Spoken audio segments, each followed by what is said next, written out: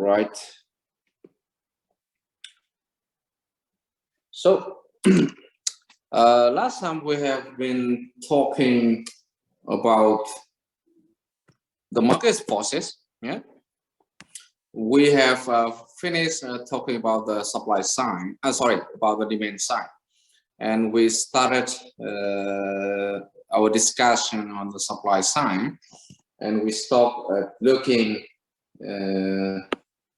at the linear supply function. Okay, it is a mathematical representation of what are the variables that affect the quantity supply for a good. Okay, we did we go through this example? Remember it?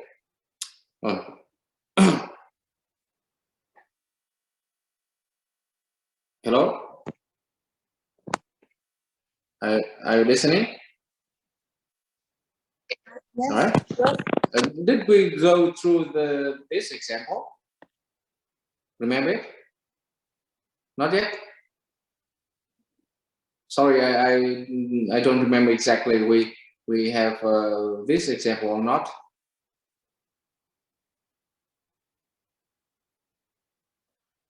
Not yet, right?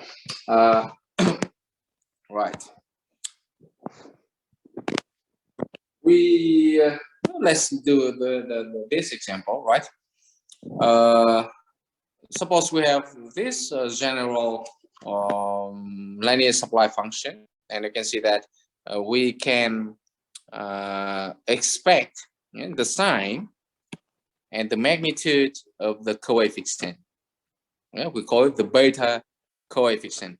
Now, for example, according to this supply function, we have the three variables that affect the supply for good X. It is the price of the good X itself, the price of input price, and the input price, yeah, W, and the technology, right, PR. We expect the following. We expect that beta X to be positive, yeah, by law of supply. We expect that if the price of good X increase, then the quantity supply will increase, right? We expect that the price of the beta W to be negative, right? It means that if we have an increase in input price, then the quantity supplied of good X will decrease, yeah, if the input price increase, right? And lastly, about beta R, yeah, the technology, we expect it to be positive because if we have some kind of improvement in technology, it will lower the cost of production, right? So here are our expectation about the sign of the coefficient. Now let's take a look at this example. Here's an example. Suppose we have the following supply function. It is a linear supply function for a good, and it is the TV, HD TV, right? Q equal 2000 and so on, right? This one, and you can see that there are three variables that affect the supply of TV. They ask you the following question. How many television are going to be produced when we have PX equal 400, PT equal 250, PW equal 1400. So this question is pretty simple. You can see that if we plug in all of this information into the supply function, of course, you can find the QXS easily, right? And if we do it, we will find out that the quantity supply of HDTV is going to be 800, given our information, right? Now let's move next to discuss on the inverse supply function. What is inverse supply function? Similarly to the case of inverse demand function, if we have information about PW, if we have information about PT, we plug in all of this information into the supply function. We will get the linear supply function, and it look like this. Okay. Based on this, we can solve for Px, and this equation will be rewritten in the following way. Yeah, Px is going to be a function of Qx. Yeah, and this one is called the inverse supply function. The inverse supply function. All right. Now it's about the producer surplus. Producer surplus. Analogically to the case of consumer surplus, here we have the definition of producer surplus. It is the amount that the producer receives in excess of the amount necessary to induce them to produce the good. Let's take a pretty simple example. Suppose here's the price, yeah, and here's the willingness to sell. Yeah, the producer surplus, it is the gap between the price and the willingness to sell. And remember that willingness to sell represents the cost of production. Yeah, the marginal cost of produce the marginal items. Okay. On the graph, we can estimate the producer surplus in the following way. Suppose here we have the supply curve, right? At a given price, we can compute the size of the producer surplus, right? And it is the area below the price level and above the supply curve, yeah, the area of this rectangle, of this triangle, And of course, if you look at this graph, and you can see that if the price increase, right, then the producer surplus will increase. Well, it looks like this. Suppose at the price level of 500, for example, this one, right, we can see that we have a new area of price surplus. All right. So the general rule we have, if we connect with the idea about the consumer surplus, you can see the following. If the price go up, then we have the consumer surplus will go down, right? Because the consumer surplus is defined as the area below the demand curve and above the price, right? If the price go up, we can have the producer surplus to be increased, because producer surplus is the area above the supply curve and below the price. Okay.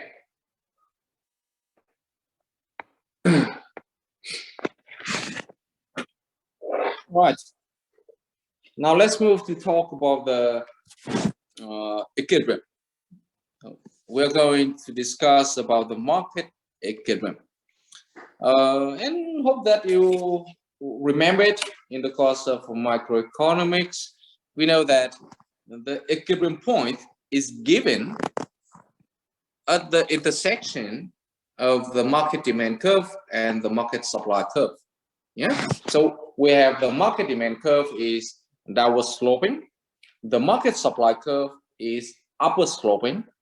At the point of intersection between these two curves, we're going to have the equilibrium point. We're going to have the equilibrium point. And at this equilibrium point, we will find the price and the quantity at which there will be no shortage, no surplus in the market. So based on this characteristics, people call the price as the equilibrium price, yeah, or we might call it the market clearing price. Market clearing price, because at this level of price, the market is clear, right? The demand and supply would be equal. Yeah. On the graph, we have it look like following. Here's the supply curve. Here's the demand curve, right? So at the point of intersection, this point, we have the equilibrium. Yeah, and at this point, suppose I denoted PE, right? PE, for example, PE will be called the equilibrium price or market clearing price, right? Suppose at a given time point, we have a price is above the equilibrium price. Yeah, for example, I denote it as pH. You can easily see that at this price level, pH, the quantity demanded is going to be Q0 and the quantity supplied is Q1. Okay, so at the price level of pH, we are going to have a surplus. We're going to have a surplus, right? And the size of this surplus is going to be equal Q1 minus Q0. Yeah, it is the size of the surplus. What would happen if we have surplus? If we have price flexibility, if we have price flexibility, it means what do I mean? By talking about price flexibility, I mean that there will be free price adjustment, right? The price can freely increase or decrease. So at the price of pH, which is above the equilibrium, there will be a downward pressure on the price, and the price will have to decrease until we reach the level of market clearing price. Okay. In contrast, if at a given time point we have the price level is at PL, at this price we have the quantity demanded. We have the quantity supply is Q0, right, which is lower than the quantity demanded, which is Q1. And by this way, you can see that at the price level of PL, we are going to have a shortage. And once again, the size of this shortage is going to be equal Q1 minus Q0, right? When the market experiencing a shortage, there will be an upward pressure on the price. The price will have to go up if we allow the full price flexibility, right, until it reach the level of market clearing price, until we reach this point, right? So pay attention on the following. If we have free price adjustment, yeah, or in other words, I say, if we have price flexibility, then the market will self-adjust to the point of equilibrium at which we have the quantity demanded equal to the quantity supply. Okay. All right. Now let's have a numerical example. Let's have a numerical example. The computation is quite simple. Suppose we have the following. We have a market. with the demand and supply function. It looks like this, right? QD is the demand function and QS the supply function. And pay attention on the fact that the coefficient is negative by law of demand. Here we have the coefficient is positive by law of supply, right? What do we have to do? We have to find the market clearing price and the equilibrium quantity. And pretty simple, according to the our discussion above. You can see that at the point of equilibrium, we have the quantity demanded, yeah, is equal 10 minus 2 PE, yeah, based on our demand function, and based on our supply function, we have QE equal to plus 2P, 2PE, yeah. So pretty simple. We solve this simultaneous equation, and we will get the equilibrium price equal to 2. So we plug in back, we get the quantity demanded. The equilibrium quantity is going to be equal to 6. Yeah, pretty simple. Now let's move to the discussion on the market intervention from the government. We know that sometimes the government want to intervene into the market, right, for some reasons. And this might be called the price restriction or price control employed by the government, right? The very popular type of price control are price ceiling and price floor. Hope that you remember it from the course of microeconomics. Here we have once again the definition. Yeah, we have the price ceiling is the maximum legal, right, price that can be charged in a market, right? The price floor, it is a minimum legal price that can be charged in a market. The purpose of imposing price ceiling is to protect, often the case, protect the buyer, right? The purpose of using price floor policy is to protect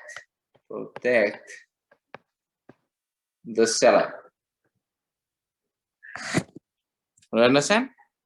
Remember it? Remember it? All right.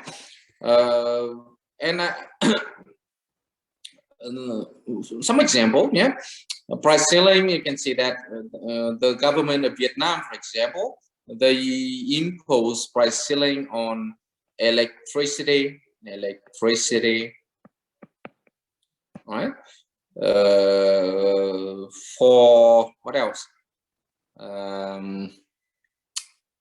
Tell me some example. Gasoline, yeah. Tuition fee for primary school, tuition fee, for example, right, and so on. Give me the example of price floor. Can you give me the example of price floor?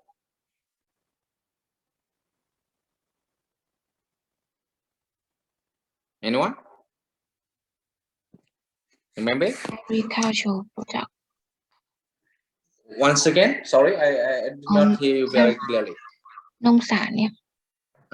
For agricultural goods, yeah, that's correct. For rice, for example, right? And another example might be the minimum wage, yeah. Who is the seller in this market? The worker, right? You can see that.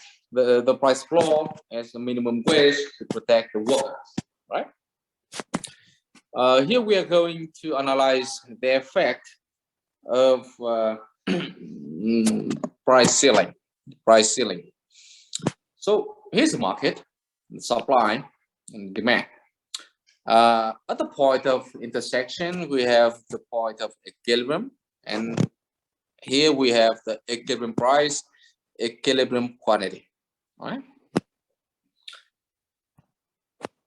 Suppose the government, they impose the price ceiling, and pay attention on the fact that this price ceiling is lower than the equilibrium price. Okay, pay attention on the fact that the price ceiling is lower than the equilibrium price. Then we say that this price ceiling, it is binding. It is binding. It means that it will affect the market. Let's take a look at how it will affect the market. You can see that it is pretty simple. At this price ceiling, the quantity supply is QS, right? And the quantity demanded is QD. So this price ceiling will create a shortage, right? It will create a shortage because no one in the market can charge the price that is higher than PC. Okay, they have to charge the price lower or equal to PC, right? So it will create shortage. Now let's look furthermore at the quantity supply in this market corresponding to a point on the demand curve. Corresponding to the point in demand curve, you are going to find the so-called the full economic price. This one, PF, is called full economic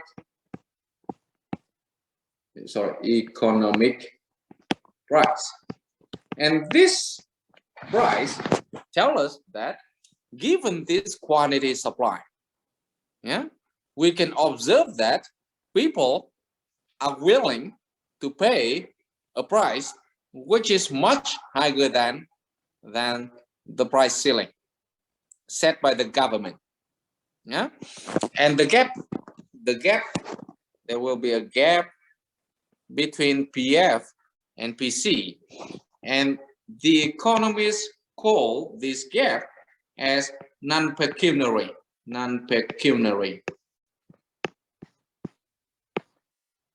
price. Yeah, non-pecuniary price. All right, pecuniary. Yeah, right. Okay, and based on this graph, you can see that the price ceiling will create a deadweight loss, or here we call a loss in social welfare. Yeah, and otherwise I call it the deadweight loss. Right? Remember it? Do you remember what is a deadweight loss?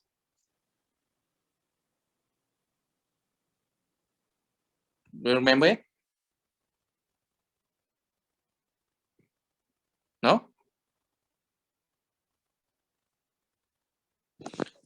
The deadweight loss arise, yeah, because you can see that at this equilibrium quantity, yeah, we will achieve the socially efficient quantity, but due to the effect of price ceiling, the quantity to be realized is only QS, right? So the gap between QE and QS is the unrealized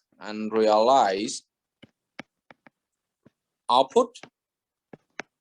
Yeah, and the economists compute the deadweight loss or the loss of social welfare arise from this unrealized output, and this it is this area, yeah, this triangle, right? So quick summary.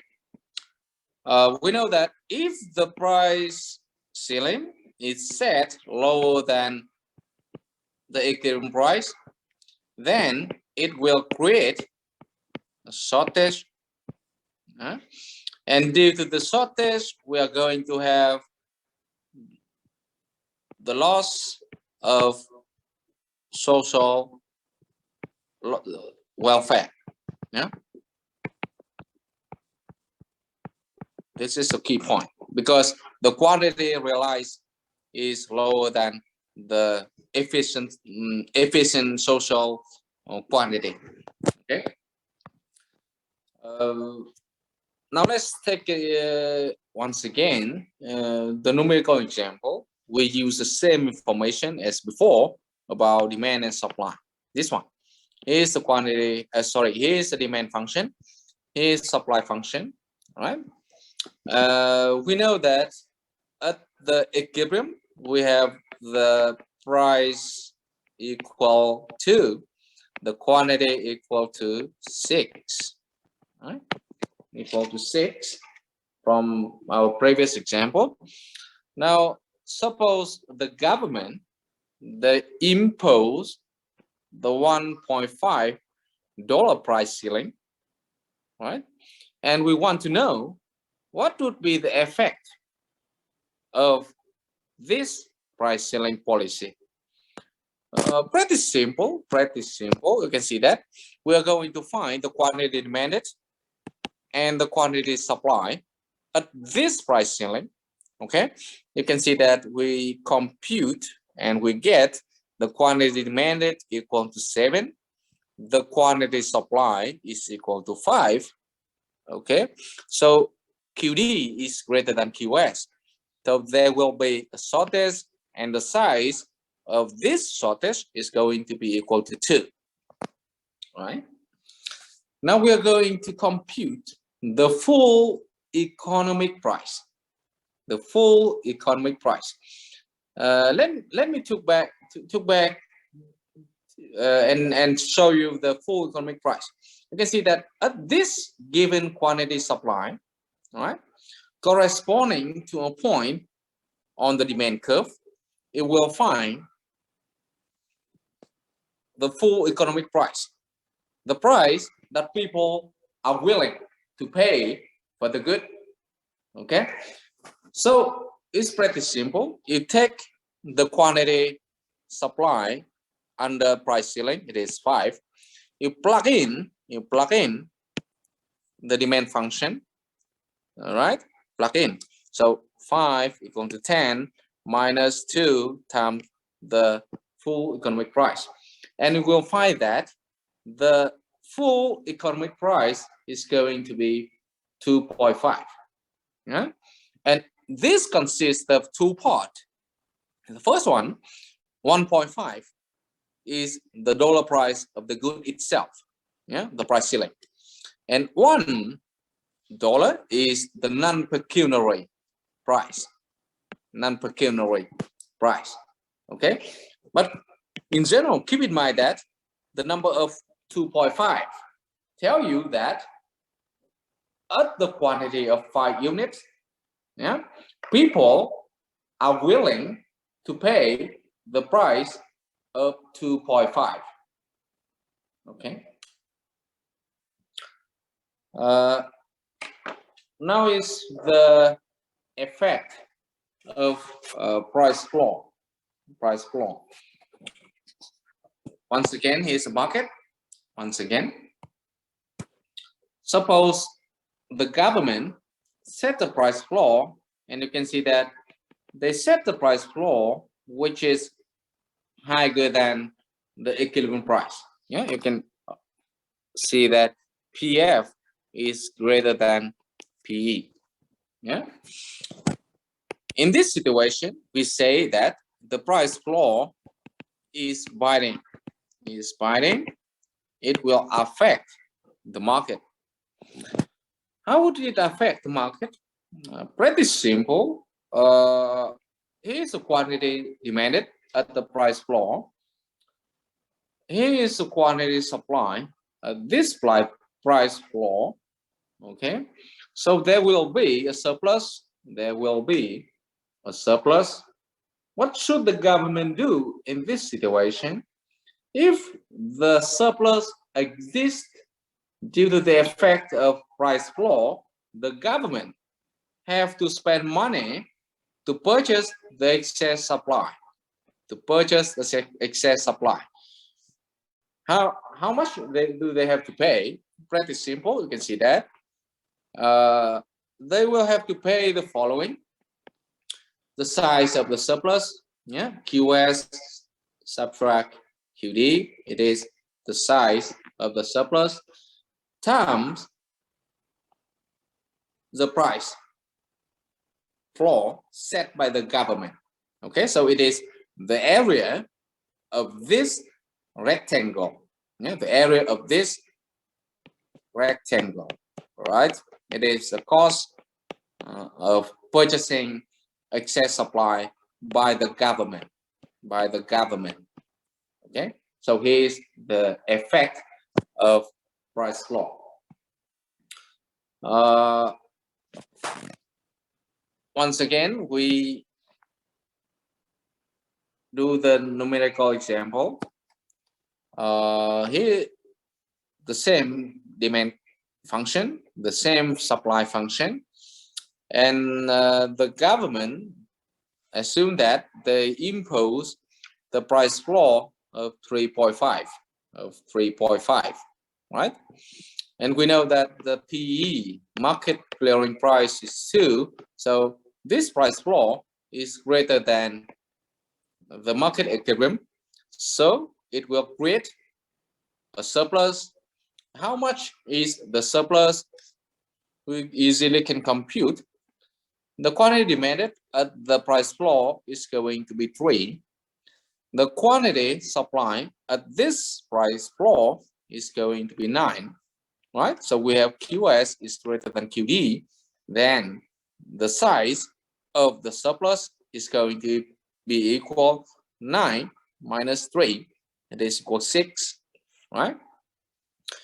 The next question is, how much money will the government have to spend for purchasing the surplus? And once again, pretty simple. It is equal to the price floor times the size of the surplus, right? And you can easily get it. It is equal 21. Okay. So once again, let me summarize some key points. Let me summarize some key points. We have discussed about price restriction, right? Price restriction. And here we discuss the two types of price restriction. The first one is price floor, and the second one is price ceiling.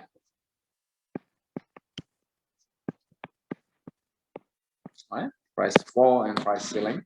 And we know that the goal of price floor is to protect the sellers.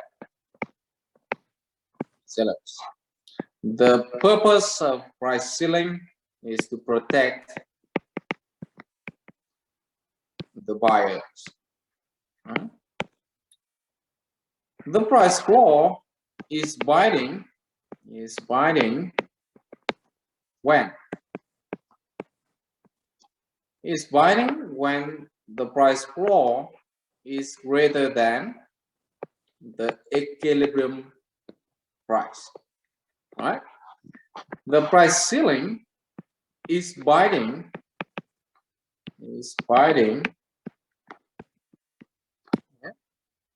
when the price ceiling is lower than the equilibrium price.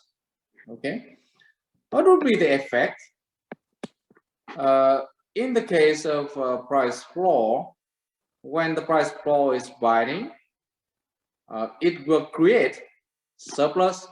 It will create surplus, right?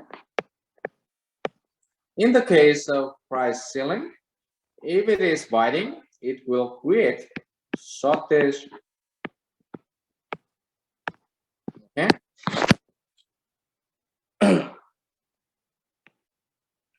So what is the implication? What is the implication for the government? We know that using price restriction is a quite popular practice of the government around the world. But they should know that if they employ price restriction, it can negatively affect the outcome of the market. It can negatively affect the outcome of the market. Or in other words, we say that price restriction will create the so-called the market distortion. Yeah, distortion. Okay. In terms of surplus, creating surplus or creating a shortage, right? All right. Now we're going to apply the demand supply framework to make the so-called comparative static analysis. Yeah? What do we mean? Here we want to analyze the impact of some event onto the market price and onto the equilibrium quantity. Right? We are going to assume that we have free price adjustment. We have free price adjustment, right? Then the idea is that if an event happen, if we have an event to be happen, it can affect the supply side or the demand side. Yeah, the demand side or supply side. And what would we do? We draw the graph. Yeah, we will make conclusion about whenever this event affects supply or demand, increase or decrease, then we can draw the new point of equilibrium. Yeah, we get the new point of equilibrium. Right? We compare the new point of equilibrium with the initial one and make conclusion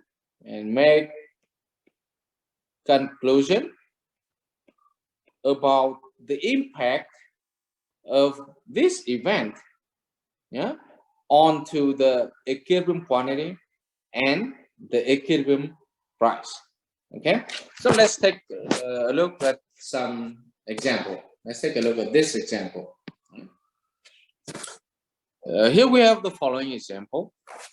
Suppose that the consumer's income are projected to increase by 2.5%, and the numbers of individual over 25 years of age reach all-time high by the end of the next year. And they ask you, what would be the impact of this on the rental car market? What do you think? And I actually want to ask you a specific question. What would be the impact of this event on the demand of rental car service? What do you think? When income increase, when we have more buyers in the market, what would be the likely impact of this event onto the demand? Oh, sorry. Someone, please.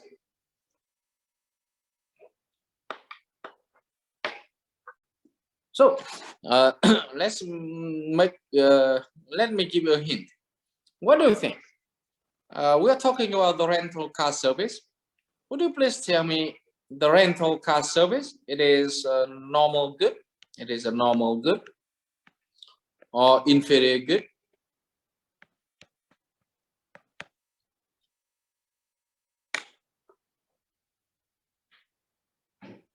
Tell me, please.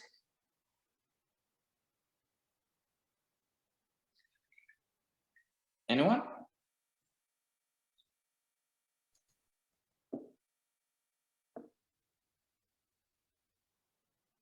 Go on, please.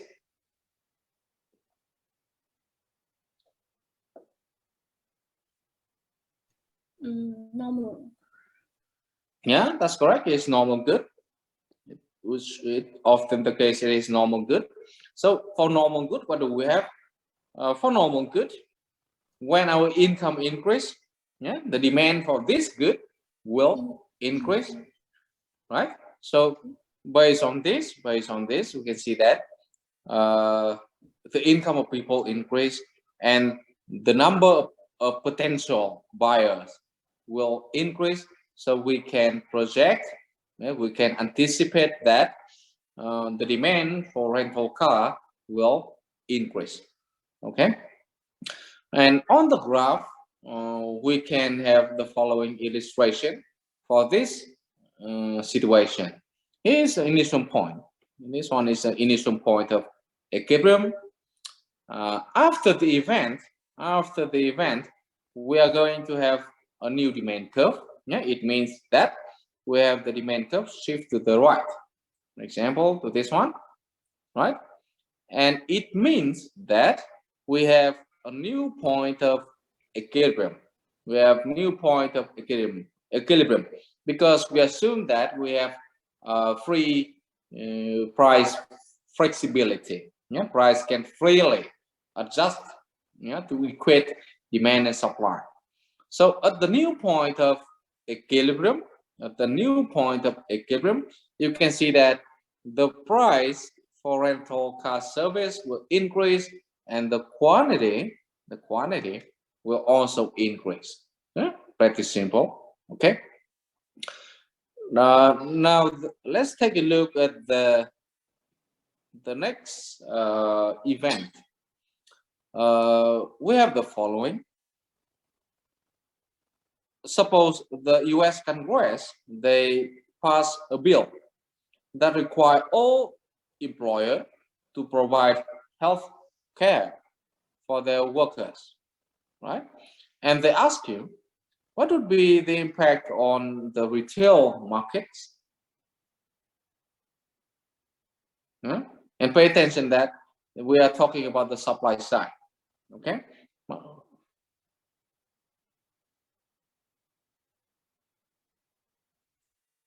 So the idea is that if the employer have to provide the health care to their workers, it means that the labor cost will increase. Yeah, when the labor cost increase, there will be a decrease in supply. Okay, understand?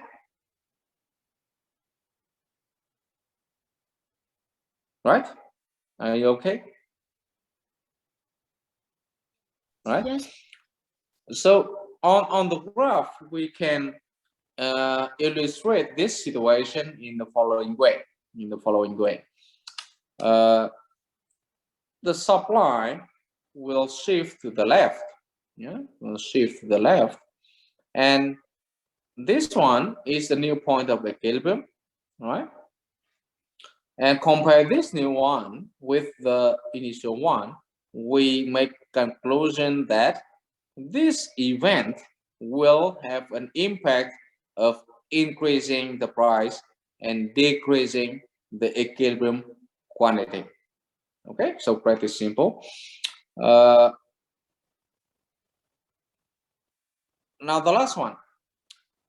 Suppose sometimes we have an event that can create the simultaneous shift in demand and supply. Yeah, it shifts both the demand curve and the supply curve, right? Suppose here we have an example.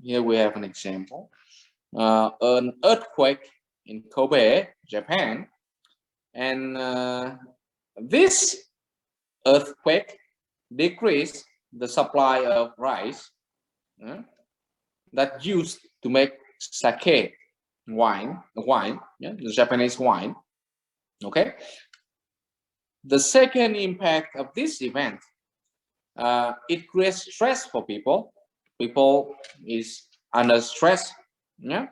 So people drink more. It means that their demand for sake increase. Yeah, because they are having stress, they drink more. Okay, so you can see that they are asking you what would be the impact, yeah, on the sake market in Japan. All right, and once again you can see that pretty simple. The first impact, we know that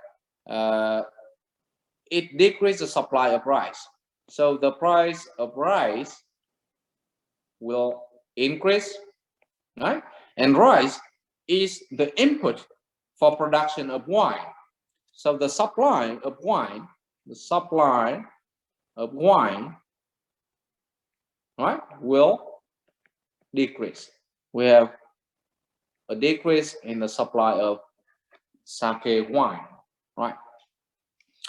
On the demand side, people drink more, so the demand for wine increase. Okay. And once again, we illustrate this situation on the graph. Here is the decrease in supply. Supply shift to the left from 0 to 1. Right? Here is the increase in demand. Okay. So we have the new point of equilibrium. This one, point B. Right? We compare with the initial one, and according to this graph, you can see that the price will increase, the quantity increase. Okay, but be careful. In this situation, when supply decrease, demand increase. Yeah, definitely the equilibrium price will increase, but the equilibrium quantity might increase, decrease, or remain unchanged. Why? Because it depends on the magnitude, the relative magnitude of the change in demand and the change in supply. Now let's take an example, right? Suppose you can see that the demand decreased sharply. It shifts from supply 0 to supply 2. Yeah, decrease sharply. Okay, and here we have this point. Yeah, suppose we have point C, and you can see that according to the relation position of point C and point A, you can see that the price once again increased, yeah, as I said before, but the quantity has been decreased, right? Right? So if we can observe that once again, the price will definitely increase if the supply decrease, demand increase, but the quantity at the equilibrium point can increase, decrease, or remain unchanged, right? Okay, so any question?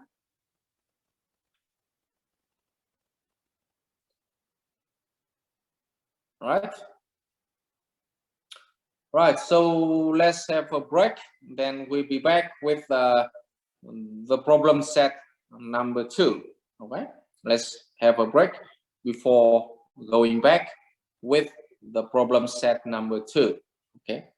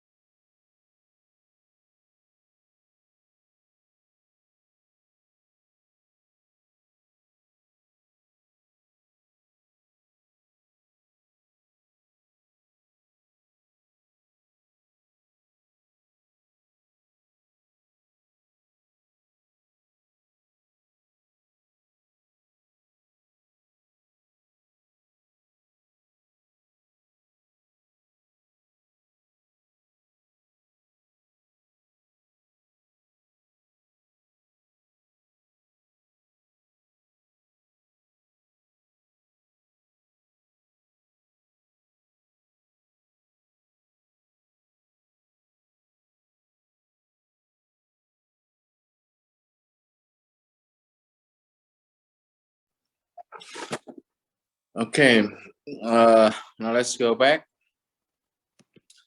Let's take a look at the the problem set, right? So here it is, the problem set number 2, right? First, now let's do the quiz. Let's do the multiple choice question. Now the question number 1. Now the question number 1, right? It say the following: in a competitive market, the market demand function is given as following, this one, and the market supply is given by this one, right?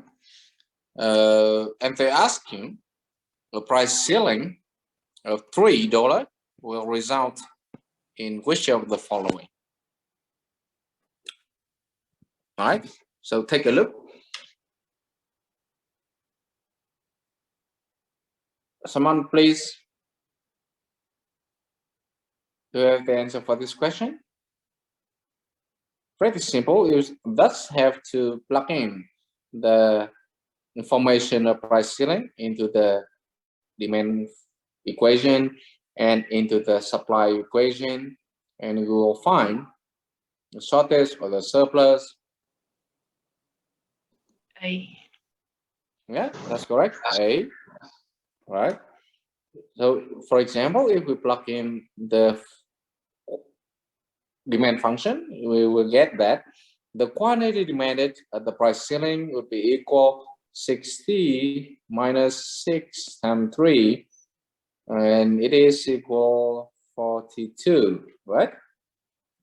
Based on the supply function, we know that the quantity supply at the price of 3 is going to be equal 4 times 3, so it is 12, right? So we have QD is greater than QS at the price of 3, and there will be a shortage of 30 units, right? Now the second question, they ask you, which of the following pairs of goods are probably complements? What do you think? D. Yeah, D. Okay. And the explanation for this is the fact that when you eat hamburgers, you often have to use some kind of ketchup, right? So likely that hamburgers and ketchup would be complements, right? Thank you. That's correct. The third one, suppose the demand for good X is given by this equation. We have the price of good X is 1, of good Y is 10, and the income level is 100. And given this information, they ask you how much of good X would be purchased. You can see that it is pretty simple. We simply plug in the information. Yeah. So what do you think?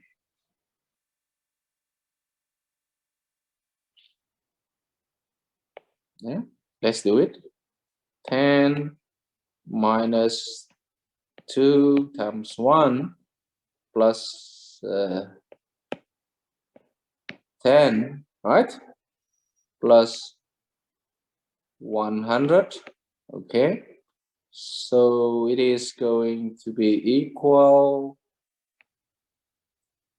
118. And 18, right? That's correct. So the answer for this question is going to be D. Okay. All right. Now the next one. Suppose the market demand and supply is given by this one and this one. All right. We have to find the equilibrium price. Yeah, you can see that pretty simple. We have to equate supply and demand and find out the equilibrium price. Okay. Did you find it? B. Yeah.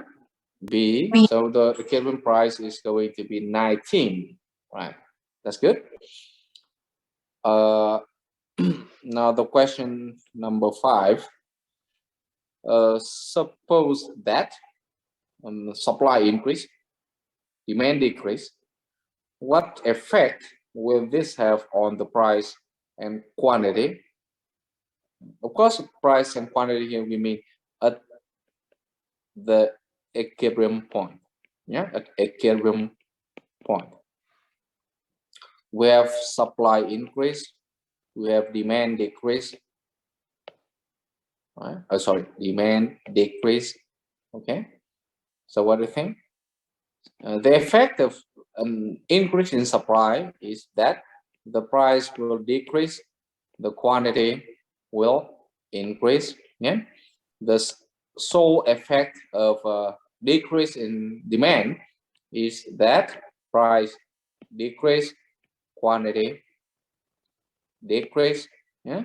So in combination, this effect that the price will definitely will decrease and the quantity can go up, down, or stay unchanged.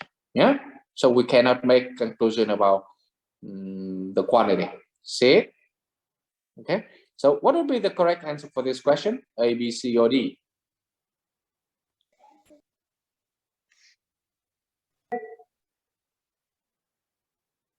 It's D, right? It's D. Okay, it's D. None of the statement are correct. All right. Now the number 6.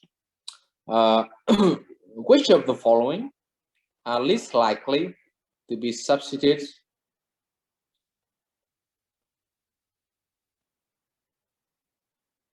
So A, clearly a substitute, right? Chicken and beef.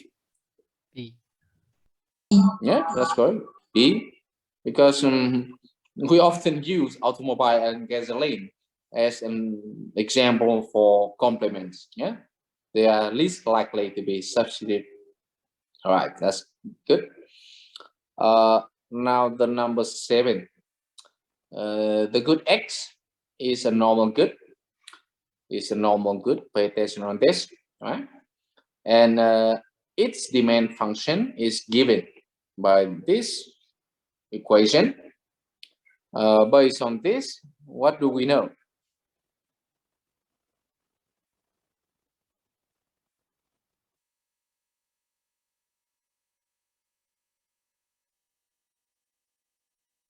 Yeah, keep in mind that Px stand for the price of good X, Py stand for the price of related goods, M for stand for incomes of people, H stand for all other factors. So we know that X is a normal good. What kind of conclusion we can make?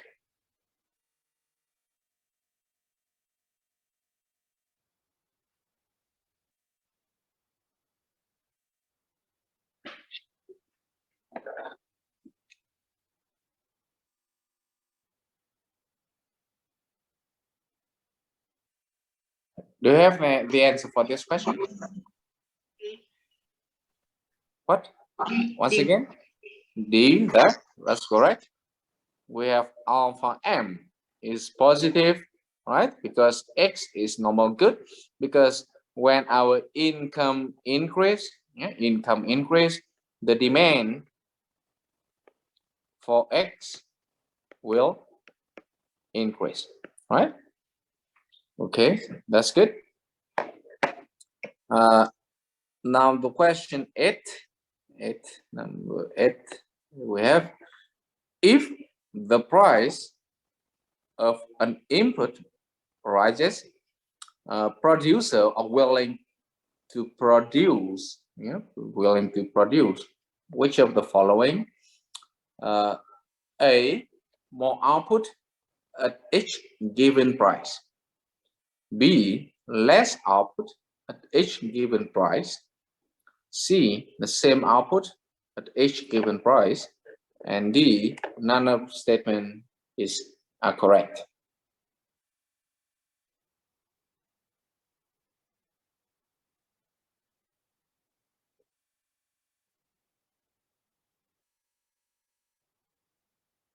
So what do you think? B. B, right? That's correct. We have when the price of input increase, yeah, it will lead to a decrease in supply.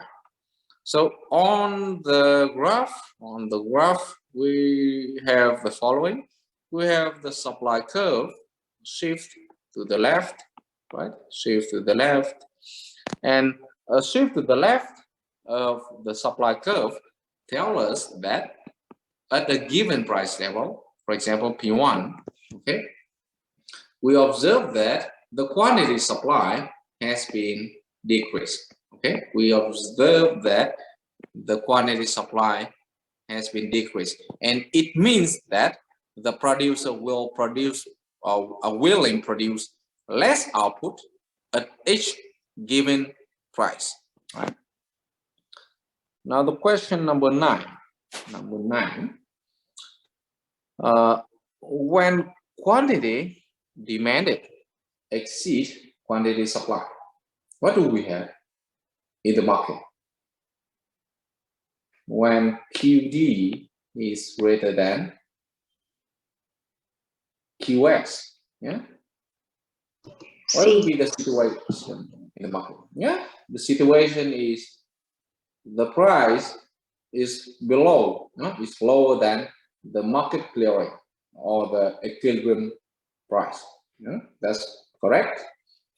Now the last one for the quiz, number 10. Suppose the market demand for good X is given by this equation. We know that the equilibrium price for X is 5. Then they ask you the consumer's expenditure on X is equal to how much?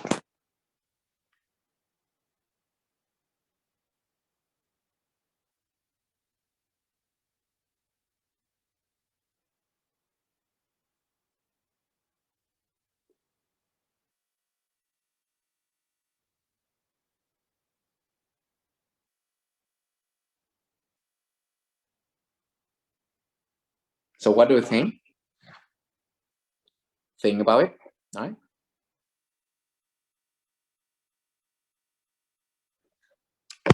Actually, this question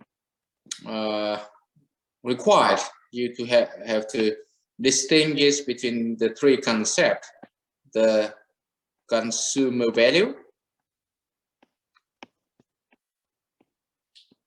the consumer expenditure,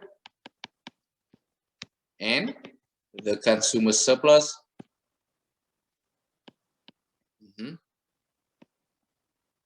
And they are asking you about the consumer expenditure. How much money, yeah, the consumer have to spend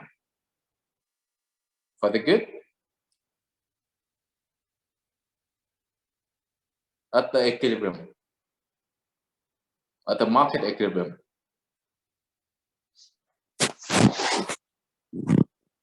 Anyone?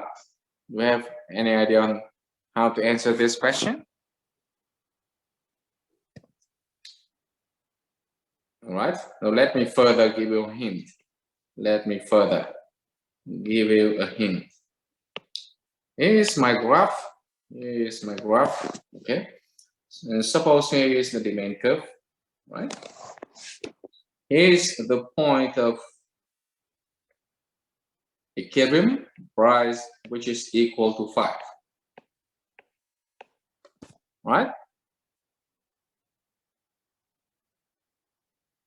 Let me denote for you this one. This triangle will be the consumer surplus. All right. This one, this rectangle will be called the consumer expenditure for the good. Okay. And the sum of consumer surplus and consumer expenditure will be the consumer value. All right. So can you answer this question? You have to compute the area of this rectangle. See it? The area of this, the blue rectangle. How will you do it? You have the information of the demand function. You have the information about the price. So what should you do? Of course, you should plug in, yeah, the demand function. Okay, it will find the quantity at the price of 5. Okay, so the quantity at the price of 5 is going to be equal to 20 minus 2 times 5, right? So it is going to be equal 10. The quantity is 10. Here it is. All right. So, go on. Tell me, please. What should be the correct answer for this question? 50. 50, right? It is 50, right? We take 5 times 10 and we get the number of 50. Right? That's correct. All right. Thank you. Right. Someone please make a guess. If they ask you not about the consumer expenditure, right, but they ask you about the consumer surplus, plus how we'll find it. Of course, you will have to find this point of intercept. You see it? Can you see it? Yes. Right? And to get to this point of intercept, you will need that's so-called the inverse demand function. Okay. So for example, based on this, you will have that 2px equal 20 minus qxd.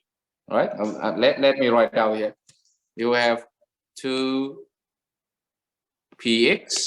right, equal let's say 20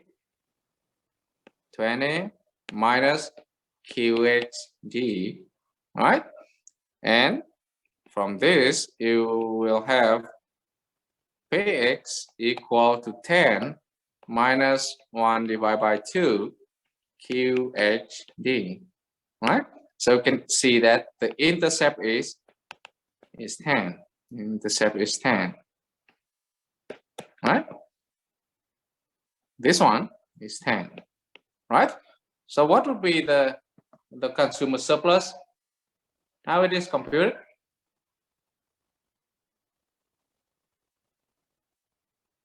The area of this triangle, you see it, right? It is going to be equal 1/2 of 10 minus 5, right, times 10. Okay, the height and the base. You see, it's the height and the base, right?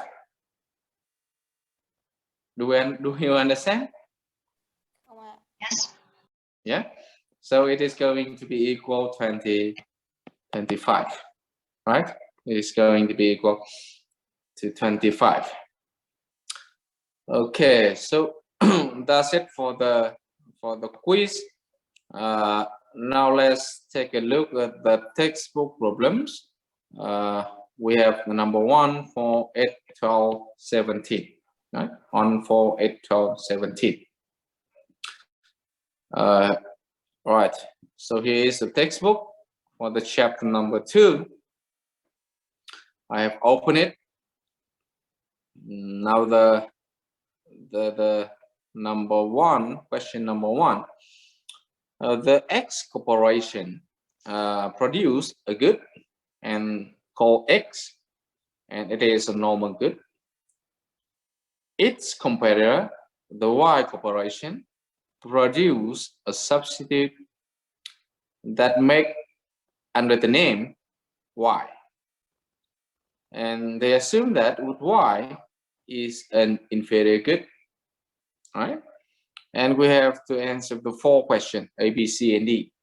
Question A, how will the demand for good X change if the consumer's income decrease? Yeah, we have M decrease. What would happen to the demand for good X? What do you think when we say X is a normal good?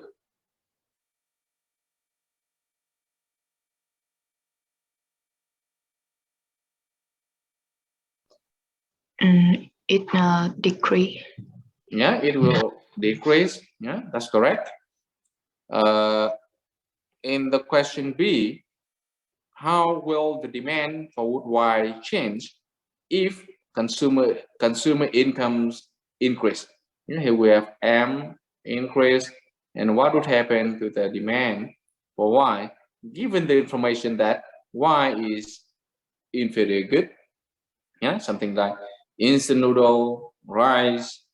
Okay, so of course you can see that quite easily, the demand for wood Y will decrease, right? That's correct. And now the third question, how will the demand of good X change if the price of good Y increase? What kind of information we have to use to answer the question C? Of course, we have to use information that X and Y are substitute, right? So when the price of Y increase, what would happen to the demand for X when they are substituted? Decrease. Yeah, that's correct. That's correct. The demand for X will increase, right? Another question of D, is good Y a lower quality product than good X? And explain. Actually, it is quite tricky question. I'm going to give you the answer for this question. Not necessary. The answer is that not necessary. The information about the fact that Y is an inferior good only mean that if the income of people increase, the demand for wood Y will decrease.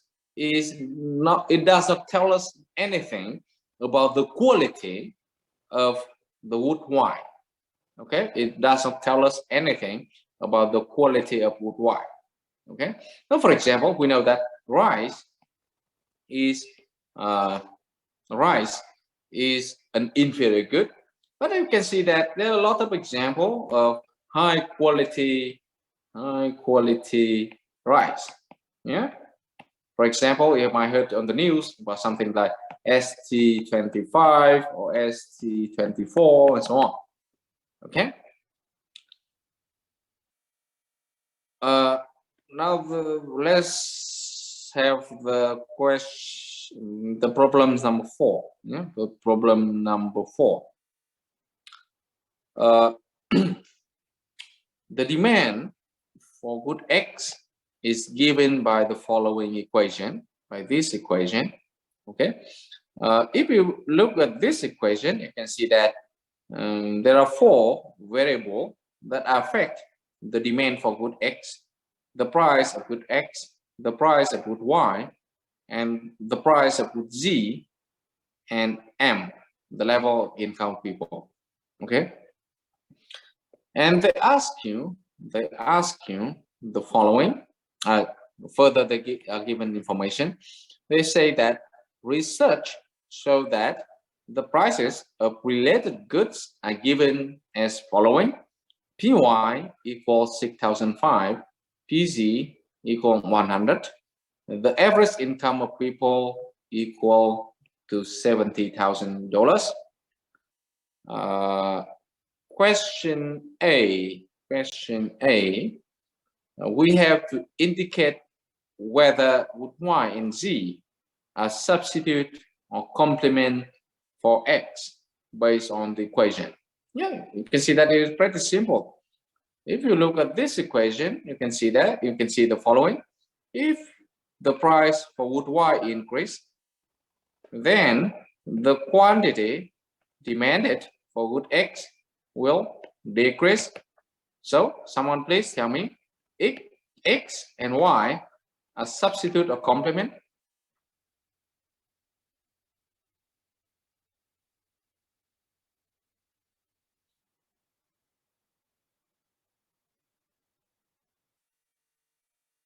Complement.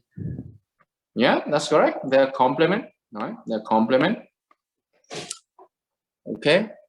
So, and the price of Z we have, right? If it is increased, okay, the quantity for good X will increase. Okay, so we can see that the X and Z, yeah, they are going to be the substitute, right? Got it? Right?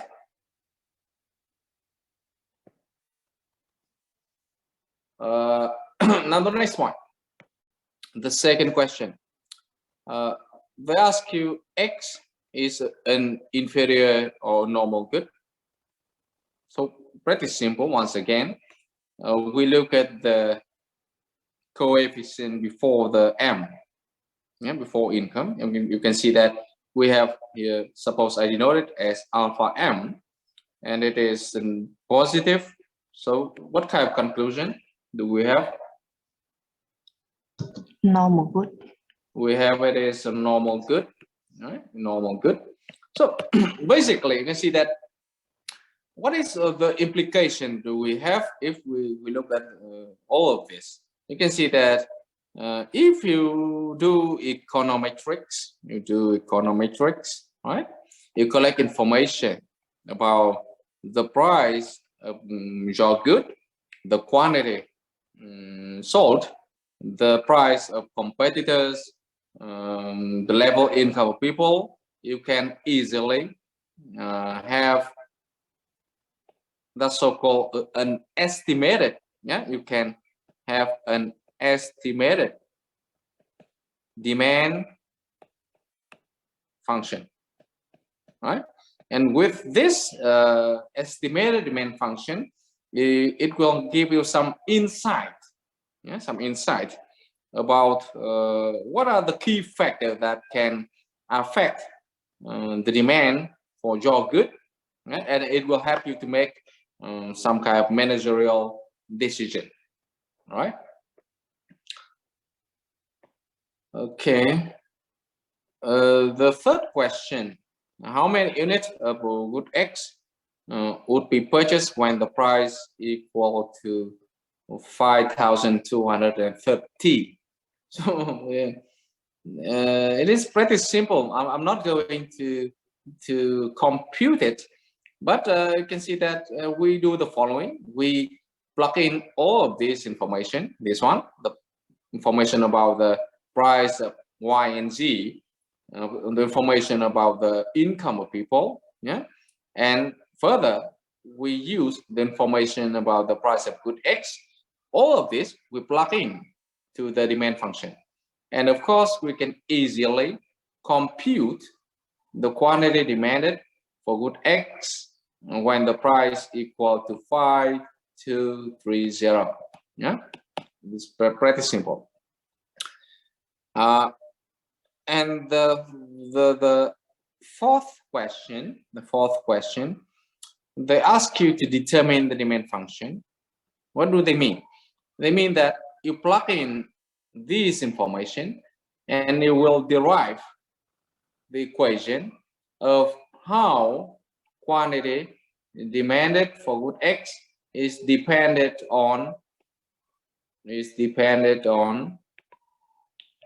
the price of good X, right? And it is a demand function.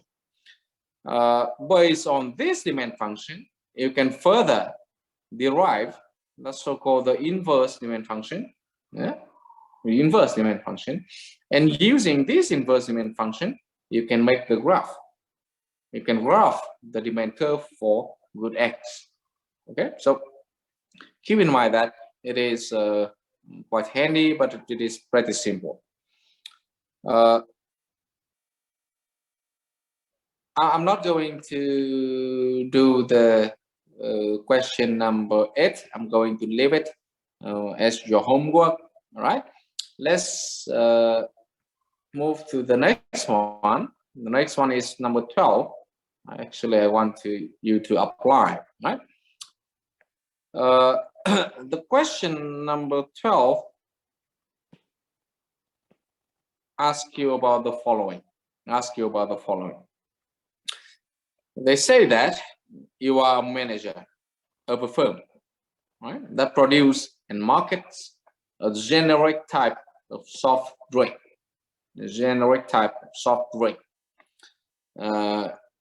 In a competitive market, yeah, we assume that we have a competitive market, or the firms in the market are going to be the price taker. Yeah, they have take the price as given. In addition to the large number of generic products in your market, you have also to compete with a major brand like Coca-Cola and Pepsi, right? Suppose that due to the successful lobbying efforts for sugar producer in US, the Congress of US is going to levy a 0.5 per pound tariff. Yeah, they're going to impose a tariff on imported raw sugar. Yeah, and we know that sugar is the primary input, yeah, the essential input for your good. Right? In addition, the Coke and Pepsi plan to launch an aggressive advertising campaign designed to persuade consumers that their brand products are superior to generic soft drink. So we know that often the case, advertising have that so-called the market stealing effect. Yeah, market stealing effect. Coke and Pepsi want to steal the market from the generic producers, right? They ask you, how will this event impact the equilibrium price and quantity of generic soft drink? Okay, so get it?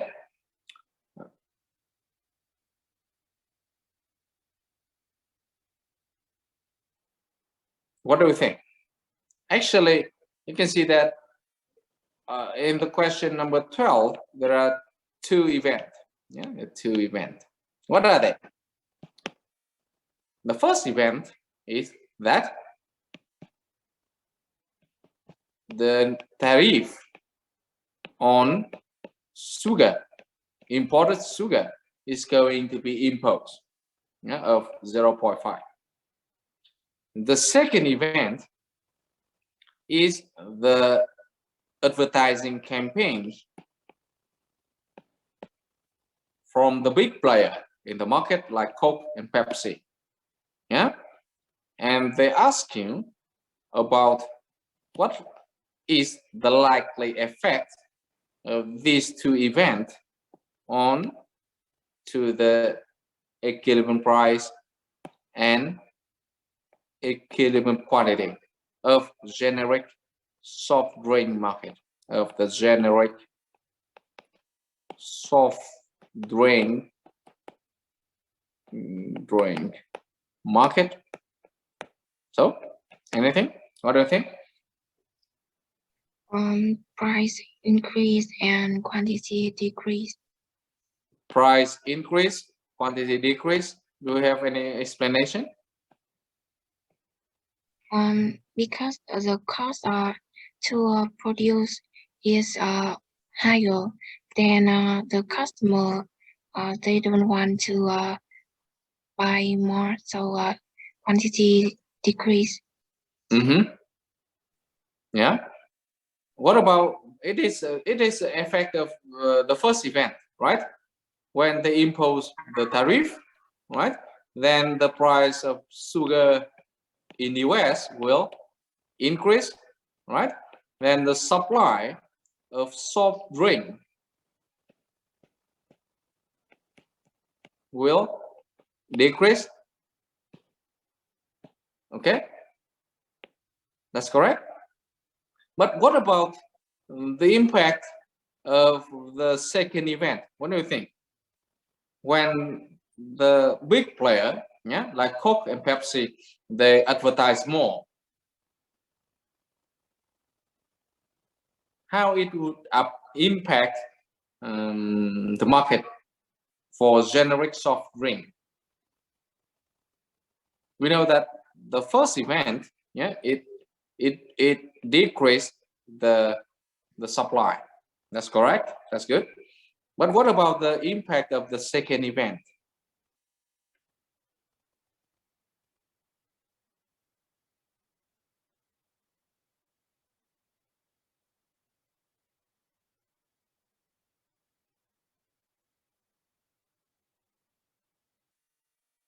What do you think? I have give you an actually I have given you a hint that advertising, yeah, often have the effect of market stealing. Market stealing. Tức là quảng cáo thì nó có tác động là giành giật thị phần. Em hiểu nhỉ?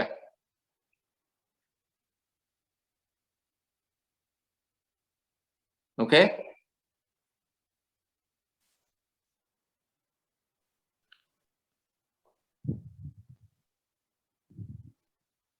Có hiểu cái khái niệm market stealing effect of advertising không nhỉ?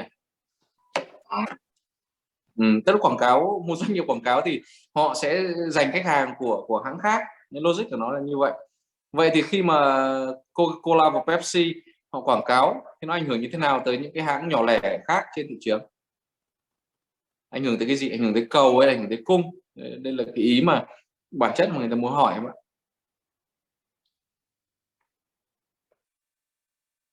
Ảnh hưởng tới cái gì nhỉ?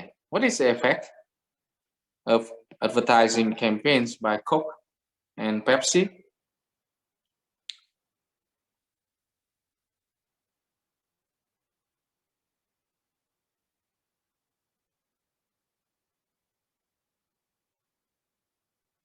Decrease in supply. It decreases supply. Not exactly. Not exactly. If they say that the goal of the marketing campaigns is to persuade consumer that the brand products like Coca-Cola are superior, yeah, to generic soft drink, and then the effect on market demand for generic. Em có hiểu cái từ generic là cái gì không nhỉ? Tức là nó muốn gọi chung cái nhóm hàng hóa mà không có cái thương hiệu mạnh ấy. Đó. Giống như trong hàng dược phẩm thì người ta hay nhắc đến khái niệm generic drug để phân biệt với những hàng hóa mà có thương hiệu, phân biệt với những loại thuốc của những tập đoàn đa quốc gia. Okay. The demand for generic soft drink will decrease. Right. So in combination, we have the following. We have the supply to be decreased, right? We have the demand to be decreased. So the final effect, tell me please. When supply decrease, we have price go up, quantity go down. All right.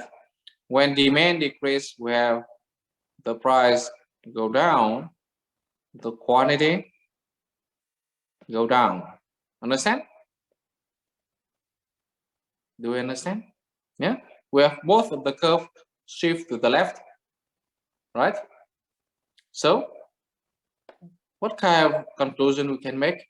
You can see that definitely the quantity and the equilibrium will decrease, right? But the price can go up, down, or remain unchanged.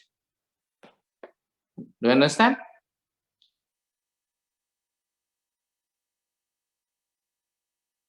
Right? Ok, em có hiểu không nhỉ? Thầy và lại đi ạ. Tức là gì? Thì nhắc lại nhá, tóm được lại cái câu hỏi này nhé. Tức là em giả sử em tưởng tượng em là một doanh nghiệp sản xuất đồ uống không cồn, nó soft drink nhỏ lẻ trên thị trường, đúng không? Người ta nói về việc là tăng thuế đánh vào, thứ nhất có sự kiện thứ nhất đó là tăng thuế nhập khẩu đối với đường, là mặt hàng mà sử dụng trong sản xuất đồ uống không cồn soft drink mà chúng ta đang sản xuất. Như vậy thì nó làm tăng chi phí đầu vào, đúng không?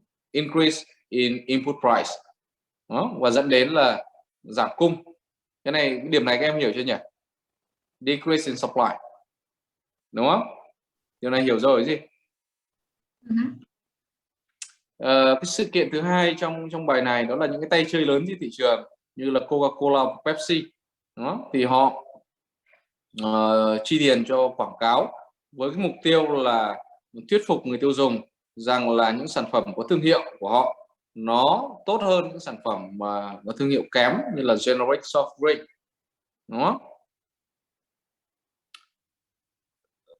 Cái tác động của cái sự kiện các doanh nghiệp lớn chi tiền quảng cáo này là nó giành thị phần của các hãng nhỏ, dẫn đến là cầu đối với thị trường generic soft drink nó giảm xuống. Đó. Thế như vậy nếu mà chúng ta tổng hợp hai cái tác động này lại, một sự kiện làm giảm cung, một sự kiện làm giảm cầu, đó, thì cái tác động cuối cùng mà chúng ta có thể đưa ra là gì? Cái kết luận cuối cùng mà chúng ta có thể đưa ra là gì? Đó là sản lượng của thị trường generic soft drink chắc chắn nó sẽ giảm. No quantity at the equilibrium definitely will decrease. Đó. Thế nhưng mà price, tức là giá, thì nó có thể tăng giảm hoặc là không đổi, phụ thuộc vào việc là cái sự thay đổi từ phía cung đó, so với cái sự thay đổi từ phía cầu, cái nào nó lớn hơn cái nào. Em có hiểu không nhỉ? Ví dụ nhé, ví dụ cung giảm, cái sự sụt giảm của cung nó lớn hơn sự sụt giảm của cầu thì điều gì xảy ra? Thì giá sẽ thay đổi theo hướng nào? Ví dụ như thầy ký hiệu ở đây là delta S đó, lớn hơn là delta D đó, thì điều gì xảy ra? Thì equilibrium price thì giá sẽ tăng, đúng không? Thì tức là cái tác động tăng giá nó sẽ lớn át cái tác động giảm giá. Có hiểu, các em có hiểu không nhỉ? Có ạ. Và đương nhiên là sản lượng thì vẫn giảm, đúng không? Thế còn nếu mà delta S tức là sự thay đổi của cung nó nhỏ hơn là sự thay đổi của cầu, đúng không? Thì chúng ta có là giá sẽ giảm, đó, vì cái sự sụt giảm của cầu nó lớn hơn là cái sự gia tăng của cung, đó, cái sự tăng giá của cung. Ok, rõ chưa nhỉ? Rồi ạ. Rồi, ok. Rồi, thế thì có lẽ là bài 17 thì các em tự làm xong ở nhà, right? Có câu hỏi nào không nhỉ? Không ạ. Rồi thế tuần sau các em lưu ý là chúng ta bắt đầu quay trở lại trường nhé. Chúng ta họp offline thì hy vọng là cái tương tác của chúng ta nó sẽ tốt hơn, đúng không? Cảm ơn các em, chúc các em cuối tuần vui vẻ, đúng không? Hẹn gặp lại các em tuần sau nhé. Vâng ạ, em chào thầy. Dạ thầy ạ. Thầy chào các em, chúc cuối tuần vui vẻ. Ok.